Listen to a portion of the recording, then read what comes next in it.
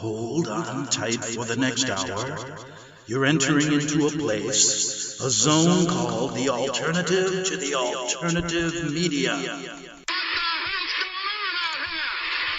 It's a place, a special place where even truth seekers fear to tread. All right, people, let's move like we've got a purpose. Affirmative.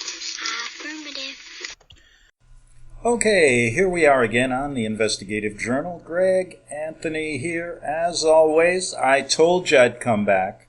And for those of you listening, you never know, do you, really? Because I threaten to quit every day. And today, 9/11, a big day. Remember 2001? But it's a big day the year I was born as well. And I was born on 9/11. And I searched out for the truth of 9/11, and I can't believe, as the years pass, the truth gets buried deeper and deeper and deeper. And everything I heard on the news today was in remembrance of what happened at the Twin Towers and all these people getting killed. But they don't go into who really caused it. And they still believe, still are spreading this propaganda that it was 3 Arab terrorists with box cutters that couldn't fly a Cessna single engine, that managed to baffle the entire Air Force of the United States in protection around the most heavily guarded airspace in our whole country. But yes, that's what people believe. And you know who really believes this stuff? Are a lot of these millennials who really have their head in the sand or their head up their phone, so to speak, all the time, that they don't even care about searching for the truth. But let me tell you very simply, on 9/11, it was an inside job.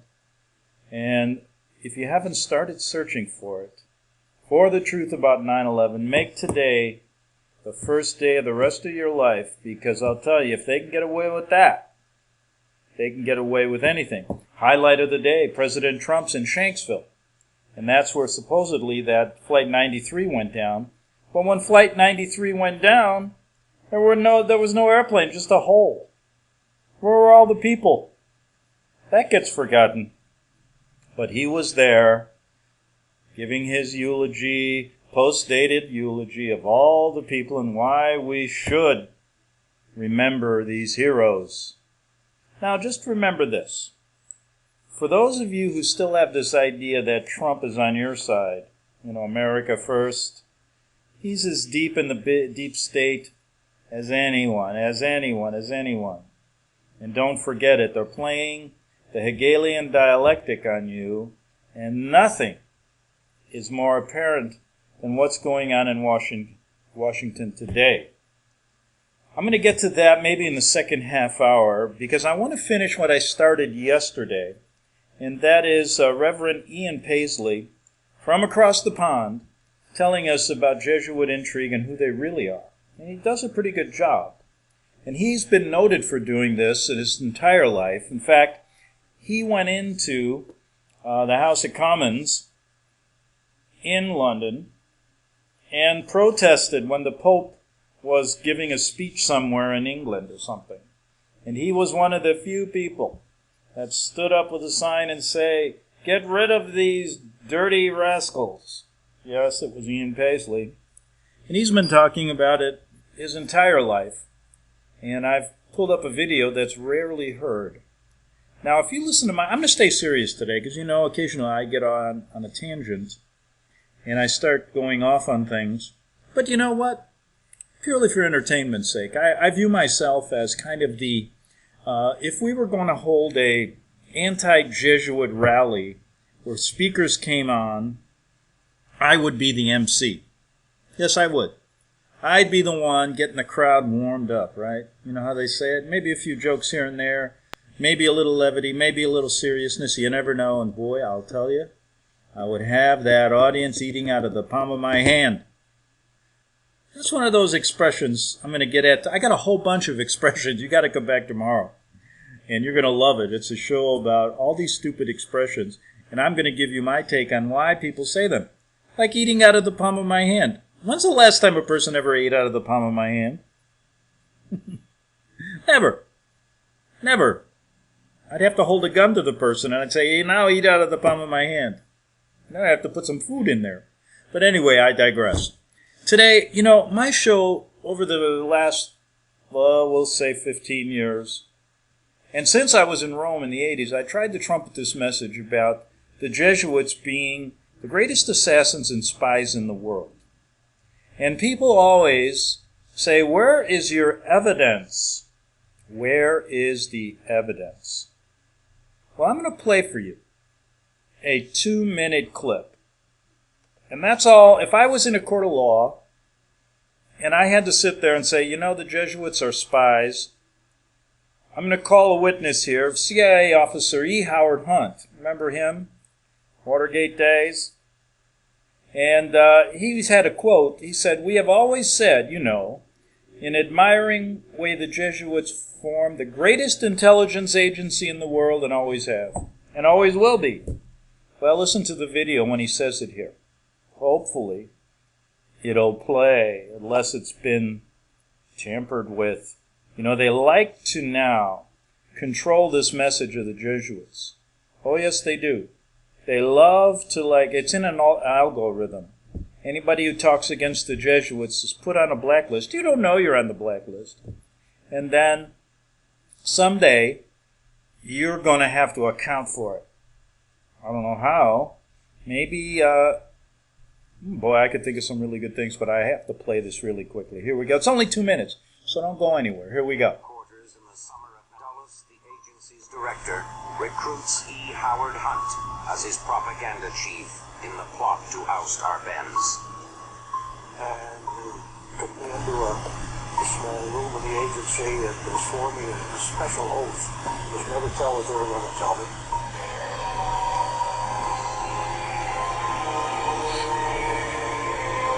A little hard to hear. The American Listen up. strongest ally inside Guatemala is the Catholic Church.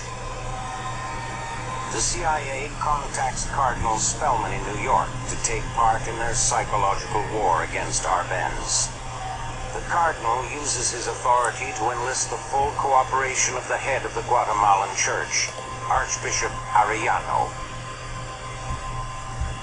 Cardinal Spellman convinced his counterpart in Guatemala to issue a pastoral letter several months before the coup, in which the Cardinal basically spelled out his message to the flock that they should rise up against the communists in Guatemala and overthrow them. And then the CIA took that pastoral letter and airlifted it around Guatemala. We had gotten the okay from Cardinal Spellman to go ahead with this. And I would presume to trace the lines of authority within the Catholic Church, how they get their information that they do. We've always said, in an admiring way, that the Jesuits formed the greatest intelligence service in the world. The Jesuits formed the greatest intelligence service in the world. The Jesuits formed the greatest intelligence service in the world. So there you go. The Jesuits form the greatest intelligence service in the world, right? The Jesuits form the greatest intelligence service in the world. Hope you heard that. The volume was a little low. Maybe the studio corrected it, but it's the best I can get. It's an old tape, and all you need is 2 minutes to hear that. That came from a real insider, E. Howard Hunt. Look him up.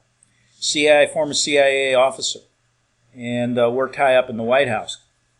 So, there you have it. What more do you need? Now, why would he say that? I'm sure he's thinking, well, nobody's going to, who's going to, trumpet this message? It's just giving them the honor they deserve. But, they are spies, and they work with dictators, they work with democratic forms of government, but their goal basically isn't to do good. It's to turn the world into a one-world government, one-world religion, how satanic it may be, over to the Pope. And we talked about the Black Pope yesterday. You know what I'm going to do? I just found this, and let me see if I can play this for you.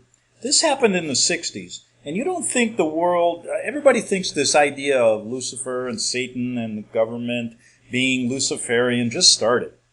But back in the 60s, this was on national television. It was an interview with Anton LaVey, the Church of Satan leader. And I thought I'd play it for you to say this kind of propaganda has been pushed on people for years. And now it's just coming out where it's normal. You know, kids go around black, tattoos, shave their heads, and really say, yeah, why not be with Satan? It's a better world with him, right? And so, this idea of Satan is nothing new. And I think you ought to listen to this tape. This was on national TV back in the 60s. Here we go. Okay, let me preview this a minute before I turn it on. I just found this. It was done in 1967. It was an interview done with Anton Szandor LaVey, founder of the Church of Satan. It was on the Joe Pine television show. And LaVey was the founder and high priest of the first Church of Satan in San Francisco. Doesn't surprise me it started there. He recently performed the first satanic marriage ceremony with a nude woman lying on the altar as a symbol of lust and indulgence. So, folks, this is crazy, isn't it? But it's on TV right there. And there you can see it. I'm going to play it right now. So let's see when it starts here. And you'll be interested. This was in 1967. Okay? 1967, and here we go, hopefully. Some time ago, the Wire Services newspapers carried a story out of San Francisco describing the first satanic wedding ceremony ever performed. The pictures showed a nude woman lying on the altar behind the guest, whom you see now, the Reverend Anton Szandor LaVey, who is the founder and high priest of the First Church of Satan.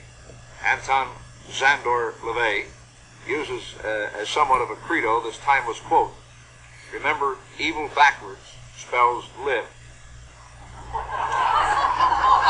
Somehow that never occurred to me. Oh, that's funny. It never occurred to me until one of my disciples brought it forth, and I imagine it's quite true of many of us.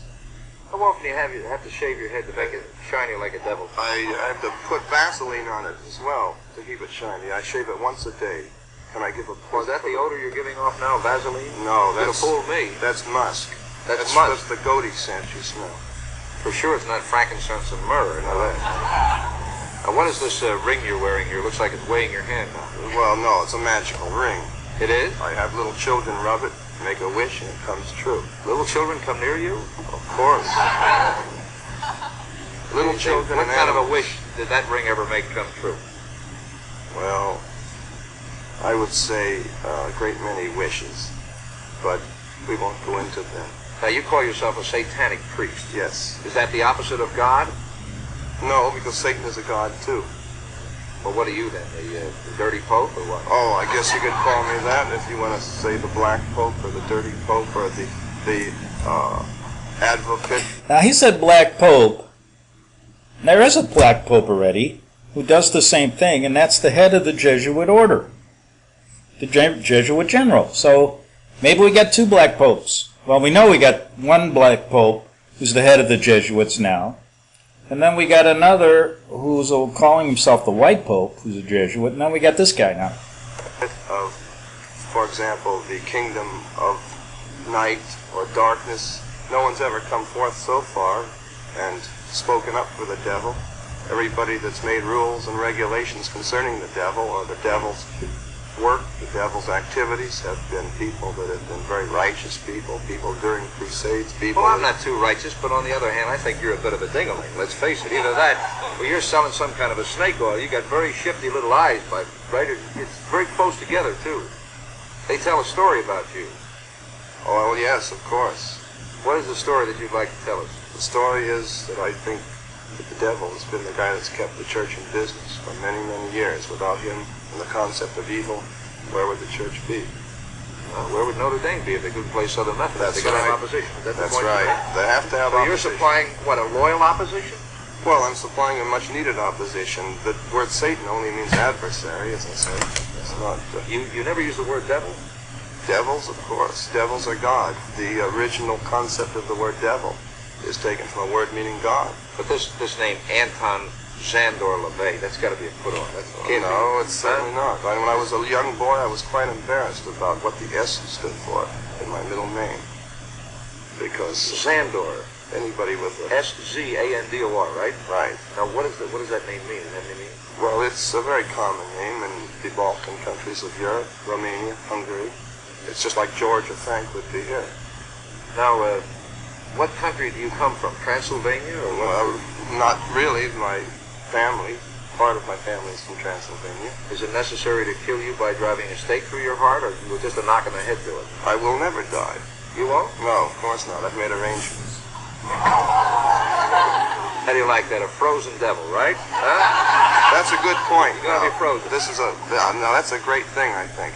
Incidentally, this freezing, because I think we all want to live forever. I think basically none of us want to die. We're like little children that are put to bed before we really want to go to bed. And I hate to sound like cold water, but in our hearts, none of us really want to die. We all know that death is something. You don't know how many people are going to come to your funeral. You don't know what your wives, your husbands are going to be doing afterwards. People don't want to die because they don't want to miss anything afterwards. And they're afraid for what they're going to be missing. So, are you saying then that you're going to make arrangements to have yourself frozen? If it's at all possible. If it's not, I'll make other arrangements. Of course, what do you mean other arrangements? Well, Let's take the freezing first now. I can just picture this now. About 10 days after you're frozen, some minister is going to tiptoe over and turn off your electricity. Or bring a blowtorch in. Yeah. Well, a blowtorch would be make you ready. What are the other arrangements? Well, there's another thing. You see, the concept of the devil is a multitude of interpretations. Now, one of the realms of hell, Tartarus, the lowest of all, is supposed to be a very frigid place, like a gigantic refrigerator. This is where Lucifer lives, and there's nothing hot at all about it. On the other hand, the lake of fire, it's described in the Bible, was described to Eskimos by Christian missionaries at one time, and they, not having enough heat, all wanted to know, how do we get there? And this is why it never has really done too well up there. Well, look, Dev, you don't mind if I call you Dev. Yeah, call me anything you want, as long as it's not obscene. Were you ever a religious fellow? I would say not particularly. You're a young man. I'm a religious fellow now, though. How old are you? I'm 36. Who ordained you a satanic priest? I would say probably I received the call. Just as any fundamentalist... Most of us do, but we fight it. Why fight it? This is, of course, the whole principle of my religion, is all of the concepts... You mean you received the call? You mean one day the devil said, go out, Anton Zandor LaVey, and give people hell? Huh? Is that what happened? That's about it. That's about it. Because people like to have a hell of a time, don't they? Well, of course, there are all kinds of definitions of that. Well, now... Now, I don't, to marry two people without a license in front of a naked babe lying up on an altar, I don't know what that is. Well, seriously, there are explanations for these things. And how I started was as a result of various reverse forms of therapy. I haven't been a satanic priest all my life, as you probably gathered. You've probably been an inmate part of your life. Well, an inmate in possibly a pretty big institution. Is that where you picked up that yo-yo that hangs around your That's thigh? not a yo-yo. That's the equivalent of a crucifix. A crucifix? You mean that's your version? This is not my version. This has been around for a long, long time. It's just a magical symbol symbolizing the inversion or the opposition or the adversary of the concept that is normally supplied. Are you going to hook up with any paganistic societies? I don't know. I imagine paganism is just a euphemism for Satanism. People want to get out and run around in the woods without any clothes and all this sort of thing. I don't feel this is necessary. Well, you thought it was necessary to make that girl take her clothing off for that wedding. The girl without clothing? How did you talk her into that? She must be a nut. Well, of course, she's not. In fact, I might say that most of the people that are in my group are professional people. They're business people. They're people that are from very responsible walks of life. I heard that marriage is not even legal. Well, it might not be, but as far as I'm concerned, it is, because unless they had a piece of paper that said that their blood types were all right and that That was it. had no blood test. That's right, but if they had gone to take this blood test, if they had spent $2 on this particular little piece of paper that said the civil ceremony was in order, therefore a religious ceremony could be performed, then of course this would be just as legal. I would have married them, incidentally, if they had come to me with that piece of paper.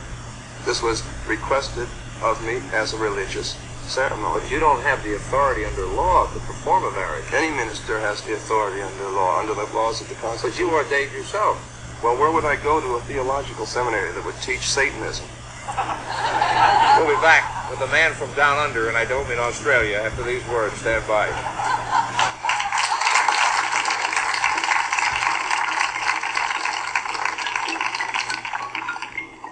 I understand that, what are you doing? I'm giving a blessing to the audience. I don't think they appreciate it. They were throwing it back. Well, they thought it was a curse.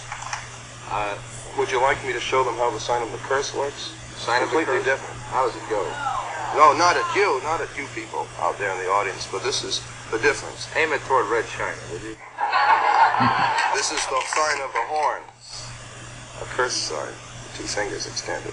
This way, spread apart for sort of shotgun blast. You know, I always all over, figured if I ever met the devil, it'd have dirty fingers. Go on. No, they're not. Yes, they are. Well. Dirty fingers. Well, that's because I've been fooling around with your equipment. Never mind. Don't blame it on the tree. Go on with it. All right. So that's the sign of the horn, and then what happened? Is that it? Well, the other ones, too. Yeah, what are the other ones? The other ones, one of them's the pox sign. That's 3 fingers extended. A pox on you? A pox on you. During the Middle Ages, this was... Yeah. Oh, yes. But You're originally... a bad cat. Well, you have to be bad to be good. Is it true that you teach people how to make voodoo dolls and stick pins in them to hurt people? That's right. I believe that hate is necessary in a controlled way just as much as love is necessary. But could it really work? Of course it works. It's been working in primitive societies for a long, long Well, time. then how come you don't pick out the despots of the world and make dolls like that and stick pins in them so that you want them to win. You want the bad guys to win, right? Well, I don't say they're necessarily the bad guys or the good guys. It's not up to me because the only people that I would cast a curse or a spell on would be people individually that would sort of get under my skin.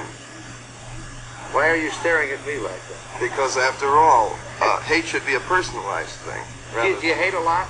No, not really. I am a pretty flexible person. The newspaper said you used to play a calliope in a circus. I played a calliope. I was a wild animal trainer. You live with a lion at home, don't you? Yes, I do. Is that just a publicity No, story? he sleeps with me every night in the bedroom. How much does he weigh? 500 pounds. Has he been defanged and declawed? No. Yes, Have you? He's got full power. No, not yet. Are you at all afraid that someday after you get through this big put-on, with your little red yo-yo and your big fat ring and your shiny bald head, that when they do pack you away, Well, now, wait a if there's minute. any justice, you've got to really get it. Justice? You've got to really get it, baby. Isn't justice sort of a lie most of the time? Isn't the law Well, just maybe, tricks, yeah, but really? you see, we're dealing with men, and men make mistakes, but there's somebody made all of us. Well, they made the laws, too. Somebody made this world, and someday... Okay, I'm going to cut it off there. We're going to finish that. Some people are going, Greg, don't play this anymore. Don't play it. But the reason I'm doing it is because I want you to see that this idea, this satanic worshiping, has been going on in America since the founding of our country, of course, in hidden places. But it was on TV back in the 60s. And although it's kind of an entertainment show here, the host is making it into that. I think you can see a similarity between the things I talk about in the Jesuits and the Luciferian doctrine of the Vatican that's hidden, and this man. Back in 3 minutes on the Investigative Journal. The program you are listening to is 100% sponsored by you, the listener, on this First Amendment Rights Media channel. You will notice that there are few commercials on this radio network.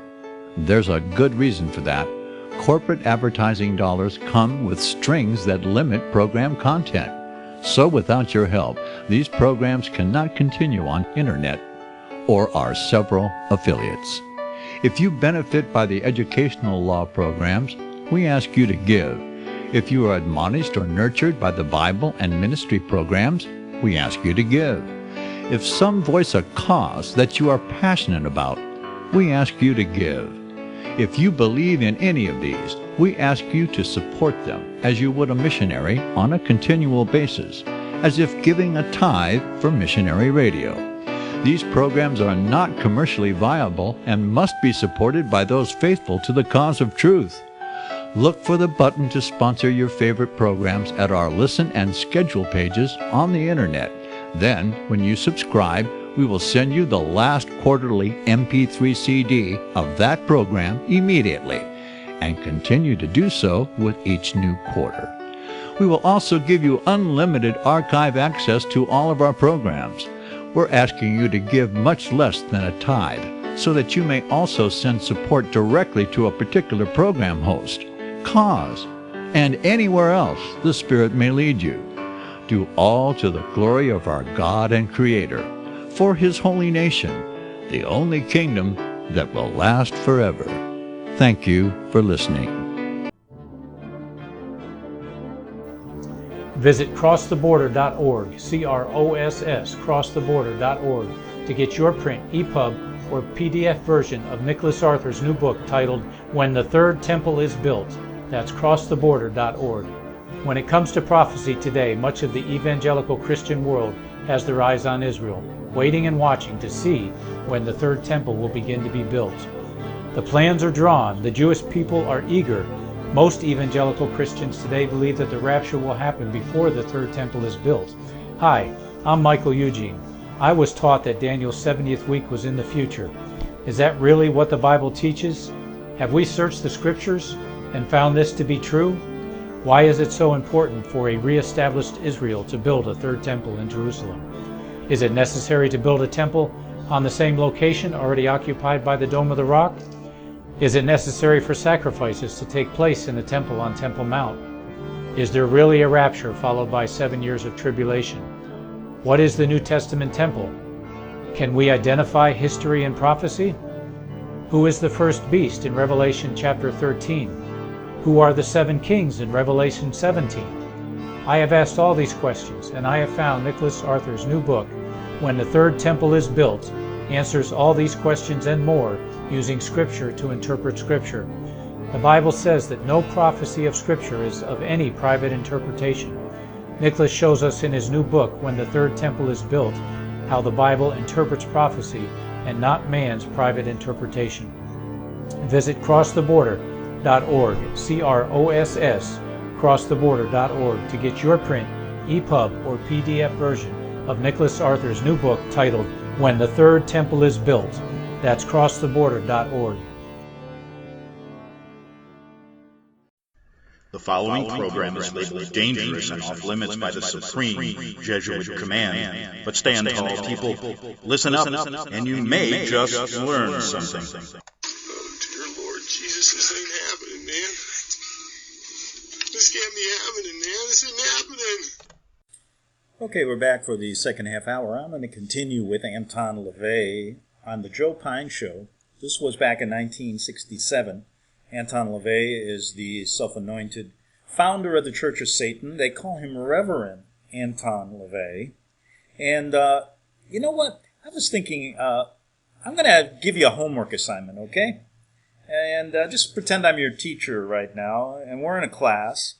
And can you find, by tomorrow, you can email me at gregbeacon@gmail.com. That's Greg, B like boy, EACON.com. GregBeacon@gmail.com. See if you can find any connections between Anton LaVey and the Jesuit order. Anything on the web, anywhere, maybe in old books and anything.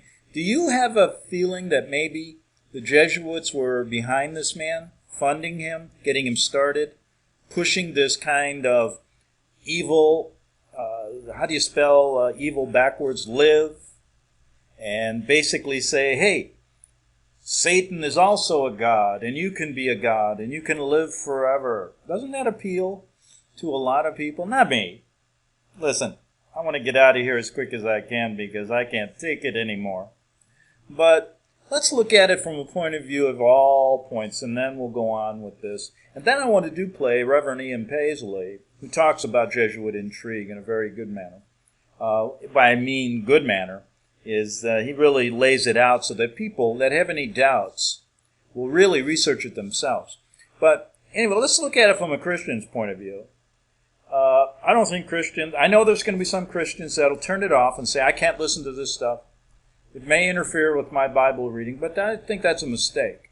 I think you got to know your enemy if you're a Christian, and you got to meet him head on, and you got to see what's going on in the world so you can help other people. Don't you think? Now, let's say you're an atheist. You could look at this as kind of a fun game, right?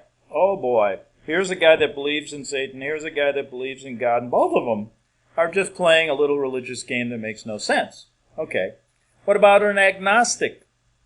Well, I'm not going to commit to anything. I'm just going to sit on the fence and watch it. Okay? So, well, we won't get into Buddhists, Hindus, and all the other religions out there. But he does call this a religion, and let me give you a constitutional view of this. Anybody in this world, in this country, for example, if I want to form a spiritual church, I can do it tomorrow by myself. I don't need a congregation. I can form a spiritual society and make it legal, get tax write-offs and all the same things that these big churches get, and I can do it myself. Now, that doesn't make me a god. It makes me a thinking person that can say, hey, look, if the Vatican or the Catholic Church or the Presbyterian Church can always get these 501c3 benefits. I don't want 501c3 benefits, by the way, but you can put all of your belongings into your spiritual foundation. Your car, you can register into that, and many, many other things. And it's all legit. People don't know that. And if you go back to some of my shows, and a guy by the name of Terry Lee, who sets the straight record on how to divorce yourself from being a U.S. citizen, this is one of the things he talks about, and it's quite interesting. It makes a lot of legal sense. So anyway, kind of covered the bases there a little bit. So don't be afraid to listen to this. You got to know who your enemy is if you're a Christian. If you're an atheist, have fun with it. You know, they're all crazy, right? Boy, I don't believe any of it. When you die, it's blackness. Go on to something else. My question is, what about these Buddhists and Hindus that think you come back to something else? My only question, and I've asked every one of them, that would be great if I could remember who I was. Then I wouldn't, but what's the sense of when Greg dies, then I come back as John, and I had no idea that Greg even existed. Now, how am I going to even look me up on the internet if I'm not looking me up? And I don't know it's me. Why would I even do it? Okay, let's say Greg dies, and then I come back as John, and John grows up, and he's internet savvy, and he starts going, God, I think I'll look for some truth shows back in the year 2018. And he runs across the investigative journal and me. Boy, this guy's interesting. He didn't have that many listeners, but boy, he's talking about the Jesuits. Everybody knows about them. They started this, one world government, one world religion. Well, what good is it if now I'm John and I don't know that I was Greg? Well, I guess I'll leave that for the Buddhas and all of those spiritual people in the East and part of the world. One little update. I've got to make a call to a friend of mine who lives on the East Coast. He lives in South Carolina. You may know him, John Levy. He's an attorney, been on my show many times. He talks a lot about how the Vatican hides their loot, and he's sued them in many federal cases. One, Alpern v. Vatican Bank. And John lives in South Carolina, right on the coast. And that monster storm, Florence right now, Hurricane Florence, is a Cat 4, Category 4, barreling into the East Coast, right into North Carolina and South Carolina. 1 million people have been evacuated. I wonder if John's one of them. I'm going to give him a call on Skype after I get off the show here, and I'll let you know tomorrow. And he can fill me in on what's going on in South Carolina. I think he lives around Hilton Head.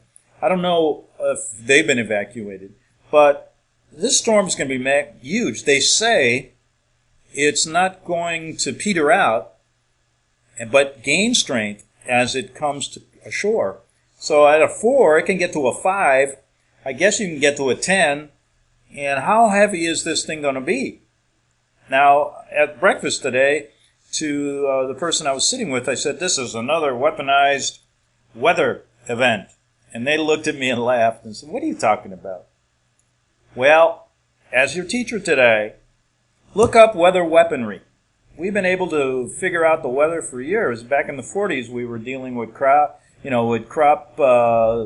seeding, trying to make it rain, and we've only got better at steering, controlling, and using the weather as a weapon. That's your homework assignment. Is what I said true, possible, or is Greg full of you-know-what? Okay, back to Anton LaVey. It'd be like horrible example number 1. You mean like... Do you ever think about it? You mean like JC? Yes. Well, what happens if somebody holds a crucifix up in front of you? You melt I don't do this, shrink back and hold my cape up. No, it doesn't bother me because I have no axe to grind with Christianity. I feel that if Christians are good Christians, they want to be Christians, fine, if it's working for them. Same with any other religion. The only thing that I would preach would be that people that aren't successfully enjoying their lives as much as they should might sort of flip the coin over and see what's on the other side. You want people to just go full bore, full tilt into sin? No, not full bore, full tilt, because if they do... Wait a minute. Well, no, these newspapers are notorious for this. Come on. It says right here, let me see if I can find this part here, where they couldn't wait to go out and commit the 7 deadly sins. I don't see it here, but I remember reading it. Isn't that what people get married for, usually? To commit the 7 deadly sins? It gives them a piece of paper that says it's all right. Especially the first... The 7 deadly sins? Sure. Think about it, really. Do you know what the 7 deadly sins are? Well, there's pride. Pride, that's right. The girl gets married because then she can go around to all her friends and say, well, I landed him, sort of crow about it. No girl in her right mind would say that you performed the ceremony. Well, all right. There's a sloth. That's laziness. Doesn't the couple usually go on a honeymoon? They want to lay around after they've committed one of the other sins? I believe the term is lie around. A beach or something like that. I know it's lie around, but I was using another. I see. All right. We won't go into semantics about this. Good, we won't. And gluttony. Don't we all like to eat until we're full? If we didn't, wouldn't there be no need for diets? No, I don't think so. I don't think people always eat until they're full, or we would all look like balloons. Well, then, of course, pride would step in, wouldn't it? And take care of that so we thin ourselves down. We'd be sinning then. Would it be pride or would it be self-denial? Self-denial is a sin, I feel, but it's not considered a sin. Are you planning on training a lot of little devils? Only those that wish to become little devils. Are you married? Oh, yes. Do you have any little devils? Oh, yes, I have 2. Are you going to raise them as satanic kids? Certainly, but not to go around chopping people up and sacrificing human beings, just to... That would be the greatest reward of all if your kids some night would creep in and set fire to you and your lion. Well, no. Huh? No. And then dance around with pitchforks and say, look at Daddy, look at Daddy. Huh? Now, if you sleep with your lion, where does Mrs. Devil sleep? She sleeps with the lion, too, you see. Not between us, though. The lion's on one side. Makes for a nice group. I don't believe in separating church and state. There's some people in the dock who would like to speak to you. We'll be going to the dock and the devil after these words.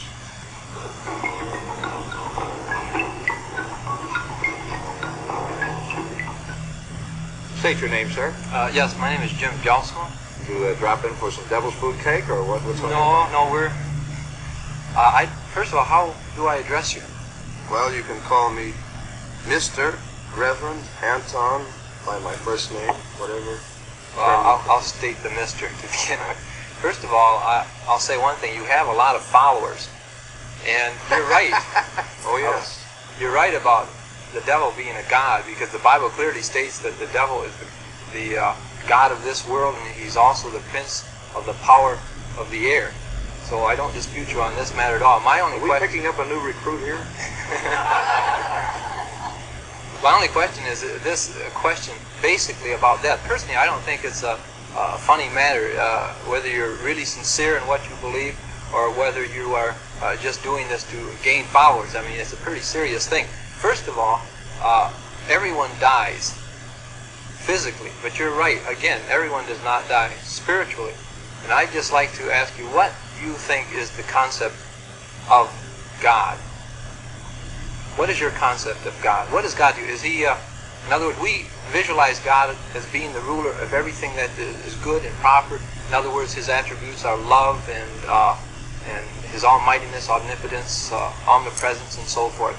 And of course, we recognize that God has given to this world many wonderful things. Just look at all as far as paintings and the literature that's inspired by God. The tremendous things that you see in all over the world that God has inspired through literature, music, and art. What has the devil given to this world along the lines of what we consider as good and proper and just? Yeah, what have you done lately? Well, certainly you're right.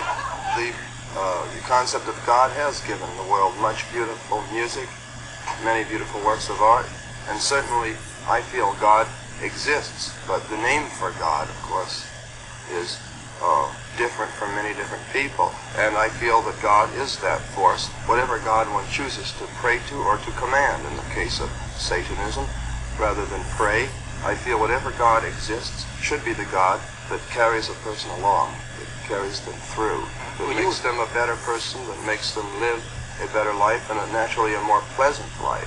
So, and I feel that you have to be kind to yourself, indulgent to yourself, before you know what it's like to be kind to others. True. Now, you brought up one thing about pride. Now, do you think this is a bad thing? No, I think pride is a very good thing. Of You have to course, understand, he likes sin, you see. these things are all euphemisms for, and I feel, rules that are ensured to be broken by the church. Listen, when your wife crawls over that line to say good morning to you, does she refer to you as Beelzebub, or how does she address you? Depends on what mood she happens to be in. Is she also a satanic type? Oh, yes. She approves of all of this? Certainly. She wouldn't be around if she didn't. And how do you make your living? As a counselor, sorcerer, practicing wizard, shaman, warlock, whatever you wish to call it. You're also a male witch, a warlock. Well, a male witch is considered a warlock. You claim to be a witch, then? A male witch. Certainly, but not a white witch, not like some of these people that have been on various shows that bend over backwards trying to convince everyone how good they are. They never perform black magic, only white magic. I think this is ridiculous. Did you make that man disappear out of the dock? Out of the dock? Why should I want to? Well, because we have somebody else coming up. Of course I can't make him disappear, because I am naturally cast in the mold of a human being, and I think this Want is... to bet? It might be. Less human and more Mephistophelian to me. Thank you, sir. I call him a devil, he's complimented. Would you state your name, please? Andy Tennyson. And I think you asked him what I wanted to know. How do you make your living?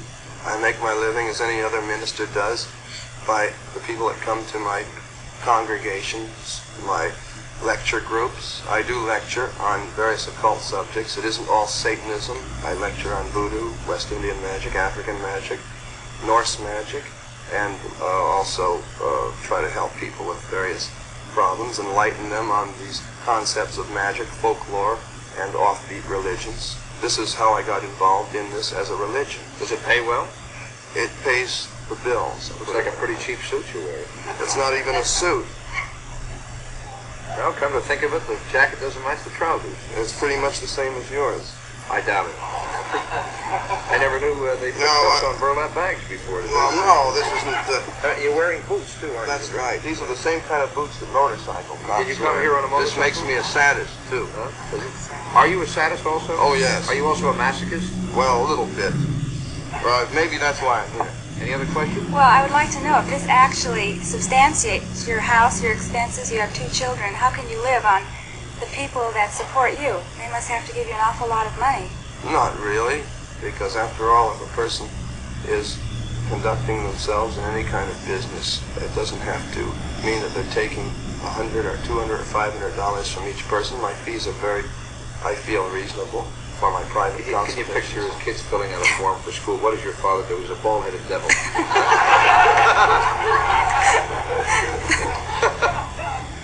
Any other questions? No, that's all. Thank you. That'll hold one. Thank you. Step forward, sir, and state your name, please. Steve Friedman. Reverend, I'm a little curious about that line you say that you sleep with. How can the 2 of you, your wife and yourself, be in bed with the line? Probably not easy. Well, the bed is not made for the lion. The lion sleeps next to the bed, at the foot of the bed. How's that for a watchdog? I thought I had it good with a karate monkey. Well, doesn't it kind of shake your wife up being so close to the line like that? No, it's a rather secure feeling. You know, there's never any problem with prowess or burglars. Yeah, but they have been known to turn on you, haven't they? Well, he is chained, so he can only go so far. Well, listen, our time's all up. I'd like to tell you where to go, but you'd enjoy it. Oh. Okay, well, that was Anton LaVey back in 1967, the founder of the Church of Satan. Interesting. And I want to move right to, well, the question I would ask Anton would be, have you ever had any contact with the Jesuit order? Does anybody regarding in the Jesuit order fund your organization? And I'd just like to get deeper into how he got started, what the movement really is all about, and how many followers he has. That was 67. Your homework assignment again. Any connections between the Jesuits and Anton LaVey and the Church of Satan? Also, that was 1967. If you want to know the truth, this probably has grown bigger and bigger and bigger over the years. So your homework assignment again. Where does the Church of Satan stand today? How many members are there? And are there any ongoing connections between the Jesuit order? Now, we do know that the Vatican worships Lucifer, as they tell us in their opening song every Easter ceremony, as they sing in Latin. You can go check that out. So let's finish, I got about 6 minutes. Let's listen to Ian Paisley give us a little info regarding Jesuit intrigue. Fewer than 70 times it had been expelled from countries in which it had been working. What is more, in 1773, Pope Clement XIV abolished the order altogether. Pope Clement met with a cruel death as a result. In 1814, Pope Pius VII restored the order, declaring that if any should again attempt to abolish it, he would incur the indignation of Almighty God and of the holy apostles Peter and Paul. Jesuitry has spawned the whole of the Irish Republican murder movement. The IRA has been taught and has imbibed its principles. Let me give you 3 quotations from leading Jesuit theologians. Martin Beacon, in his work on theology, has the following passage. Every subject may kill his prince when the latter has taken possession of the throne as a usurper. And history teaches, in fact, that in all nations, those who kill such tyrants are treated with the greatest honor. But even when the ruler is not a usurper, but a prince who has by right come to the throne, he may be killed as soon as he oppresses his subjects with improper taxation, sells the judicial offices, and issues ordinances in a tyrannical manner for his own particular benefit. End of the quotation. Of that terrorist organization, justifying their campaign of murder, are but echoes of the principles of the Jesuit order. We turn now to the secret of the Jesuits. My 4th point.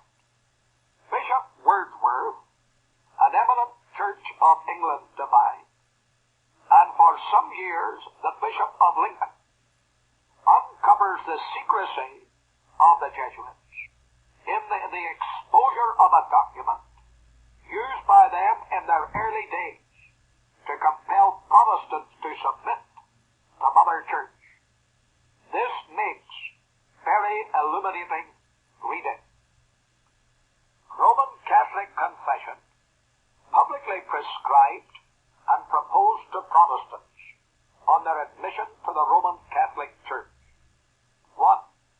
We confess that we have been brought from heresy to the true saving Roman Catholic faith, by the singular care of our supreme governors, spiritual and temporal, and by the diligence and aid of our masters, the fathers of the order of Jesuits. And we desire to certify this by our vows to the world at large. 2, we confess that the Pope of Rome is head of the Church and cannot err. 3, we confess and are certain that the Pope of Rome is Vicar of Christ, and has plenary power of remitting and retaining the sins of all men, according to his will, of thrusting them down to hell, and of excommunicating them. 4, we confess that whatever new thing the Pope ordains, whether it be in Scripture or not in Scripture, and whatever he commands is divine, and therefore ought to be held by lay people in greater esteem than the precepts of the living God. 5, we confess that the most holy Pope ought to be honored by all with divine honor, with greater genuflection due to Christ himself. 6, we confess and assert that the Pope as our most holy Father is to be obeyed in all things without any exception, and that such heretics as contravene his orders are not only to be burnt, but to be delivered body and soul to hell. 7, we confess that the reading of Holy Scripture is the origin of heresy and schism and the source of blasphemy. Okay, I had to cut it off right there. Ian's almost finished. Maybe I'll play some of it at another time, but we got through most of it. I think you get the point. I'd like to use him as a source, too. He's a Reverend Ian Paisley, and go to some of his videos, as well as some of his writings, and you'll find some interesting things.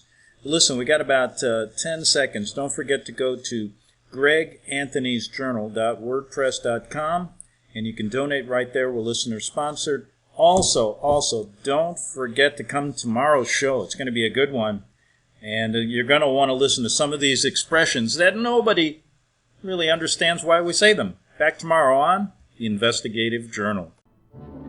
The book of Revelation says, the spirit of prophecy is the testimony of Jesus Christ. This is at the very heart of FirstAmendmentRadio.com. In that spirit, we have created the Prophecy Reality News app for all of your mobile devices, streaming First Amendment Radio 24 hours a day, 7 days a week. Available for your Apple, Android device, and smartphone absolutely free. Get the Prophecy Reality News app installed today so you can listen to First Amendment Radio wherever you are. The Prophecy. Since the beginning of time, kings have sought it, nations have fought for it. It has been traded, it has been borrowed, it has been purchased, it has been stolen. There's a reason for it. To secure the blessings of liberty to ourselves and to our posterity. Invest with the security of gold and silver. Call Discount Gold and Silver Trading at 1-800-375-4188 or visit discountgoldandsilvertrading.net. Listen to Financial Survival with your host Melody Cedarstrom right here on FirstAmendmentRadio.com at 4 p.m. Eastern or 1 p.m. Pacific Time. Visit discountgoldandsilvertrading.net or call Discount Gold and Silver Trading at 1-800-375-4188. Toll free 1-800-375-4188.